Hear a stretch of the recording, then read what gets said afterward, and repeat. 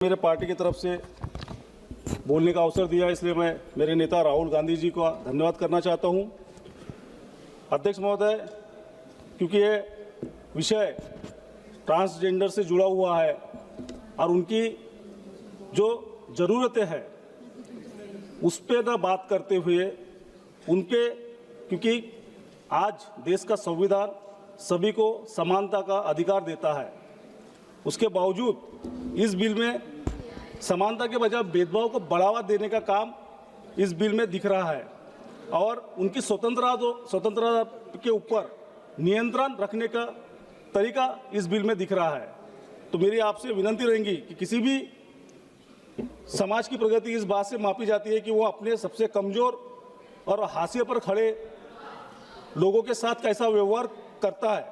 यह बिल उस कसौटी पर खरा नहीं उतरते दिख रहा है, क्योंकि डॉक्टर बाबा साहब अम्बेडकर ने हमें सबको समान अधिकार दिया है, तो उनको भी, ट्रांसजेंडरों को भी आज समान अधिकार मिलना चाहिए।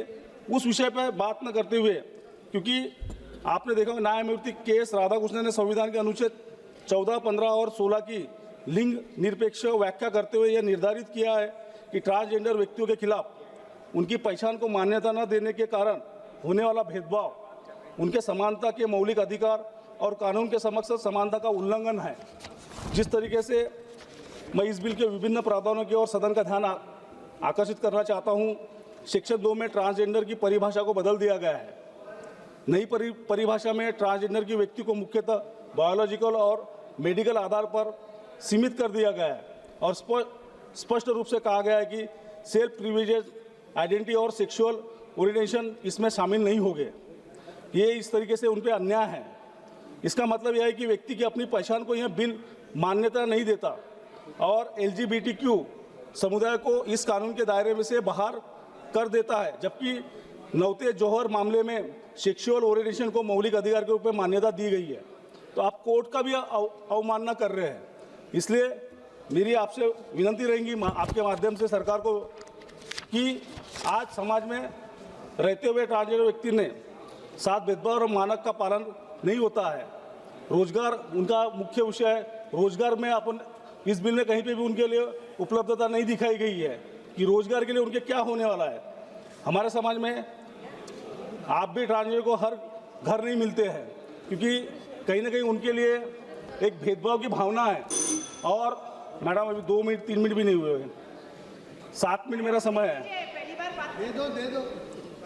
हमारे समाज में आज भी उनको एक अलग नज़रिए से देखा जाता है, तो समाज में उनको कैसे सम्मिलित किया जाए, कैसे एक साथ लाया जाए, जाकि उनको भी उनके अधिकार पता रहे।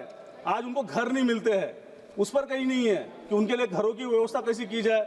आज उनके रोजगार के लिए क्या कर रहे हैं, उस पर बात करना चाहिए। तो उनको हम अलग कैसे दिखाया जा रहा है, इस तरीके से इस बिल में दिखाया जा रहा है।